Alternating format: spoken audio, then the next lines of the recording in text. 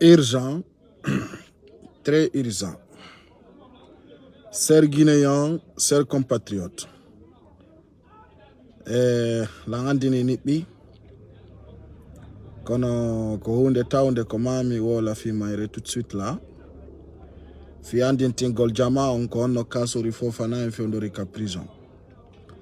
Donc ɓawto ka Kassory Fofana hewti ka maison centrale o ñamali o fimali o yarali. Aray noon mi humpitike ɗo joni par des infos kanko Kassory Fofana il a piqué une crise. Donc fewndo ɗo ni les hommes de la gendarmerie, les forces spéciales hewti ka maison centrale. Fewndo ɗo ni maison centrale on no encercla e piiji tawɗi hino rondi muskila. On andi ano Kassory Fofana en ko kikalaje ronkuɗe. Donc si woni ñamali fi mali ko mayana mi anda non so yanintinne ko no wadiri. En fait do o yani ka prison. Donc actuellement il y a beaucoup de pick-up à côté de la maison centrale. Je viens de recevoir l'info, j'ai dit de remonter les informations pour vous les militants de Kassory Fofana. Donc mawɗo on yani fewndo ɗo ni goto anda ko no woniri.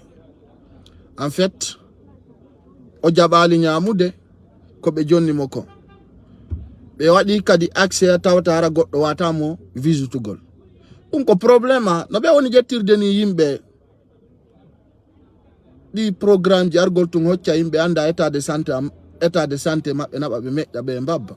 ɗum ko grave. Donc dans ce sens o yani taw o yani Kassory Fofana est tombé en prison, il a piqué une crise.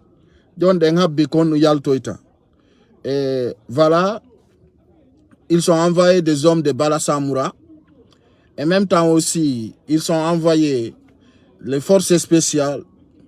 Donc actuellement, beaucoup de personnes sont inquiétées. On dit à chaque moment, si ben nabi yimɓe ben ka prison ton, yimɓe ben yanay. Parce que salaire prison on no woniri non. Prison on o gollaki. Prison on o waɗaki. Ay mi holli on hay dankoy ko ɓe waɗani ɓe kon. ɓen ko woɓe walugol e climatisé. Woɓe walugol ka ɓutti, maase, ñoƴƴane juuɗe. Jon non o piki crise he adum buya. Allah wallete joni. Si Kassory maayi ɗo e bimbi. Hara heɓi golle. Hey no ɗo ko infoji ɗin. Min kala ko mi remonti wana birdi de. Wana birdi. Si ɗamari siɗɗo noddu to landoɗa. Il faut appeler, demander. Inna ko pay ko sare kadi hal. C'est une source claire. Sérieux, c'est une source claire. Il est tombé, Kassory Fofana est tombé à la maison centrale. Depuis le matin, il n'a pas mangé ni déjeuné. Et puis il n'a pas fumé. Mais privé moi il fume gol cigarette. Il était privé de fumer. O ala fume de nini ka woni don. Il fume pas. Kawoni don nini, il fume pas. Kasserir bourdon kadi wonde salte yagal benadi moymo. C'est tellement grave. Jode ko nimi non Kassory Fofana benanga bela me meƴƴa mo kambabba joddo e commenti go siga di commentaire ji do. Je vous dis, il est tombé actuellement en ce moment. Tout le monde sait ce que je dis. Andouɓe ɓen non no andi. Si min o yani taw yawde noddon siɓɓe mon ɓe haala non ɓe. Jode donc et justification ji. Tout ce qu'on vous dit, vous prenez au léger. Tout ce qu'on vous dit, vous prenez au léger. Kala naɓaɗo ka maison centrale ɗon, c'est même chose qui passe. Kala ko goɗɗo alani on, iɗon ƴetti minimiser. Y a pas de souci. Même comme wawi, je suis pas un militant d'RPG, mais s'il y a quelque chose qui sort, en réalité, tawata no wondi e gonga, mi haala nayi on andon ko ɗum fewndi. Kassory Fofana, gibi weeti, o ñamali. Ɓe ƴettimo ɗon ɓe naɓi mo ka maison centrale, o fi mali. Ko fewndi ɗo ni e 0h5, ko e 23h40 ɓe noddilan ɓe ɗilan Kassory Fofana o piki crise ka maison centrale. Enanta on non, ko ni min niri o Rose Bamba ko ni o yaniri. Ɓe wari mo ɗon. Ousmane Gawal kadi ko ni o yanirno ɗon. Ɓe ƴettayɓe ɓe naɓa ɓe état ji tawɗi ɓe wowa wurude ɗan gurdan ɗon. woɓe wal gole climatisé naɓama ka sonsoli woodi tawata kaka jooɗiɗa ɗon ko ɗon waɗata fof doucement o la ilaha illallah muhammadu rasulullah sallallahu alaihi wasallam Allah walla woni golle mon ɗen ɓe yaltina ko joni ɓe yaltina joni piiji ɗi Kassory Fofana a piqué crise à la maison centrale. Ça, c'est ma voix. Fala dowo, holo. Fala dowo, achadon. Maison centrale, on. Wana sudu de. Sonsoli ko wondon kon. E tundi. E salte yagal. Fono andi. Kassory Fofana wo do nyotjane de koyde. Wo wa do bosede. Be kadi bengu makko yatamo. Bengu makko nabi nyamete be inata. Gardi lagide on no hakka. Be nyamete on nata.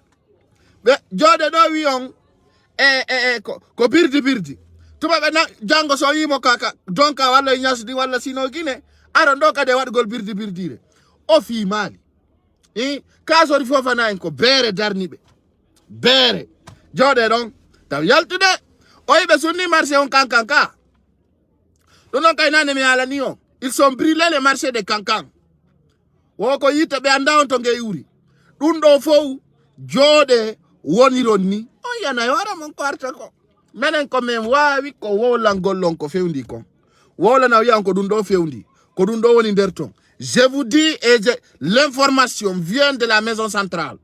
Je vous dis actuellement Kassory Fofana est tombé o nyamali ko wetuno o nyamali ko wetuno hay arbe be darugol mo der ton be jabalbe jondugol accès fuddori taw be ngumako personne donc dun do en anda on to fokki si weti bimbi ko nan do wara ko dun nani yo nabane militant RPG on do minata yo partage parce que c'est une message seulement ko wadu gol mo mise en scène au message je le mets mise en scène ça ne me dérange ni froid ni rien ko yewtu golbe ko onno Kassory Fofana fewndori der ton maison centrale fo no andi foppu no andi rewbe don be no andi ko on don ko der don Kassory Fofana Jane e onno wiyete Bantamaso e onno wiyete Olavogi yawɓe 10 personnes e nder chambre gotum 10 personnes chambre o yidan koy ka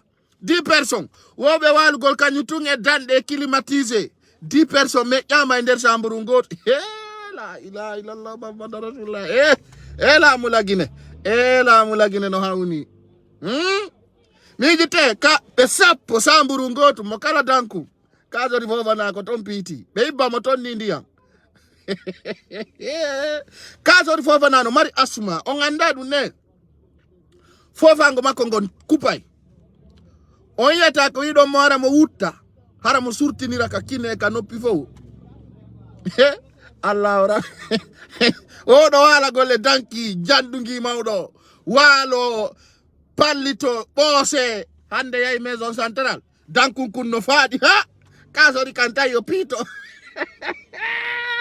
adama on peut faire ça Kassory kan hewtiti Kassory o si ɓe yaltinali mo nder to mo maya woni ɓe addi noon ambulance iji e gendarme mo noyi to mi nani doddude ɗa o wo c'est les hommes de Balasamura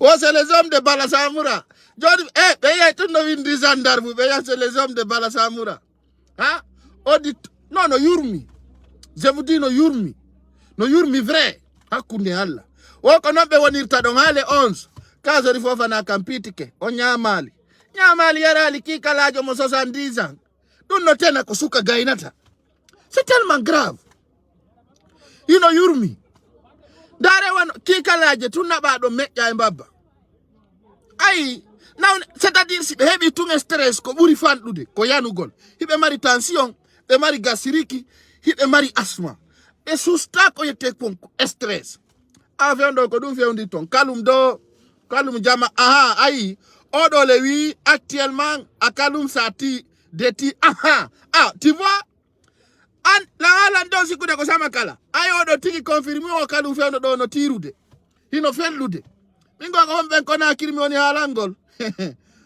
bappa min na base de min fo no andiri la min ko mi top 10 min accu ala e base jode ɗon baba Jode wi on base ayono hay goddo wi on maya o yai ko base. Lagi kere lagi no andi base to. Lagi no why base? Jode do wi on base. Yo base. Acce do hawa ya maya ton joddo nge atu gol base. Ah, maison centrale ko base. La ilaha illallah Muhammad. Yurmi. Yurmi goy. E yo eno ka maison centrale mo piki crise la halande jamango nara winda do ko base. Awa.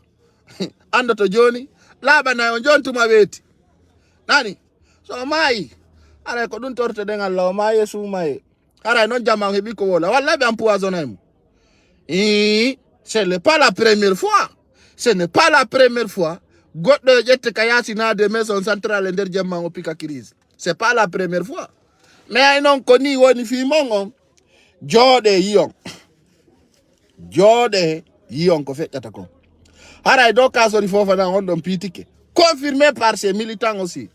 Je vous dis, ça devient tellement grave. Tellement grave. C'est l'udalen kan no nyamude. C'est l'udalen mo serva ga yimbe joni nyameteji kanko programme la Guinée on walli ni. Mo serva yimbe nyameteji Côte d'Ivoire. Ah. Président c'est l'udalen no servu de yimbe nyameteji Côte d'Ivoire ni. Oyi. Mo Côte d'Ivoire mo nyama ton ko weli. Ah sellu hakunda ngi Allah. Le caso di Fofana no pika kirisiji ka maison centrale. Sellu dalen kan no Côte d'Ivoire no serva to yimbe nyameteji. Oyi. Awa anyon jama anyon. Ah Andy, voilà. Je donne pas l'information bidon. Je vous dis actuellement président Sellu dalen Alassane Ouattara dare no jama kala ko anini dum. La yewtude on ko fewndi hido wadde birdi président Sellu dalen Alassane Ouattara kambe wodi ko be signi. Jama men peña nay dumbuya peñande hara ko peña wippita quoi. Hakkude Allah sanca darna. Ay ko fewndi kon ayono dare jama men na hala. Allah. Allah Rabbi. Awa piji din ko sati kon no lati. Président Sellu dalen yide tebbe mini o lamoto. Billahi, wallahi, tallahi, Sellu dalen lamoto la Guinée. Sino fala, yauro to tipa. C'est moi qui le dis. C'est moi qui le dis. On va mal de... Dare. Sellu dalen signi ko signate kon fo. O signi o kaseti angazi manjidi. Himo jodi abinyalande ndeng. Koni alfa konde la mode. O sikude o ikon. Awa kaso di Fofana piki kirisi ka maison centrale. Sellu dalen kan no servu de nyameteji din Côte d'Ivoire. Dun non ko code goy. Si minni o mo servu de nyameteji din ande ko code. Allah Rabbi. Adama on peut faire ça. Oh, jamfa moja.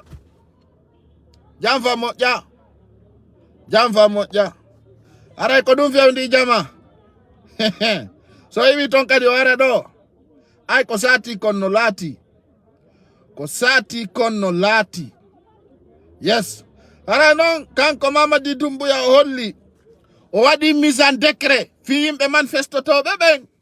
Wada unité keso ko seka be abe nantondira. Don de Mamadi Doumbouya holli ka kikide do. Yes. Wofi unité ji kesidi. Fi be manifestotobe. O kirei forum fetu do kadi fi baby ngollo. Ah bappa mena mendu intala ko wadu men yiya. Terre à terre. Hino jama Sellu dalen lamoto woni san. Ari depuis Sellu dalen fuddi dabbugo lamo hebali dun do yi. Oyika. Ano arde. Pijidi no arde. Oy kanko Alassane Ouattara wodi ko be konkilisi. Allah. Awa jango kadi welay. C'est ça même. Aray ko andin tingolo ko dum fewndi. Kaso di Fofana no piki crise ka maison centrale. Ko be do na ba ka maison centrale fewndo do be wali to e danko pano. Inobe. Jane bila jakani acce mi fanka aray ko ɗum mi arno andin tingol ko fewndi kon ka maison centrale e nouvelle ji présidentielle luɗin donc aray ko ɗum e ngala guerde ko andingol jama on ko fewndi kon donc aray na ko si domboya sikkimo wawi birdi se lulalen do kañum no Côte d'Ivoire o négocie ɗon kadi on andi o iwɗo o yahi Niger o wi Niger o ari Burkina o wi Burkina o ari Côte d'Ivoire après Côte d'Ivoire o ara Sénégal ɗo kadi o ƴawra Canada Kasori Fofana o simme muna Kasori Fofana mijiti ha piki crise aray ko woni o ko ɗum fewni ka maison centrale o piki crise aray fewndo ɗo ni ɓe hibbudemo toon ndiya no yurmiya ça fait pitié aray ko ɗum jama andingol on ko fewndi kon ɗum ɗona ancien ni de grand sa anda lando a fama ancien ay no anda e kadna o fewndi ɗum ko ancien ni hiɗa kirɗi sa ndikki on no falɗa ini sa ndikki on no falɗa sa ndikki on no falɗa yo ancien on famali jooɗe ɗon on famira yeeso nani yeeso famirton aray ko ɗum mi ari komi andintinna o patron anni ɗan e direct tun ɗo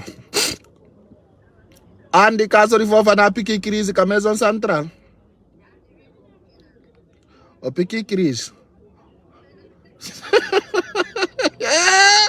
ɗiɗiɗi ɓe ñoƴƴande jane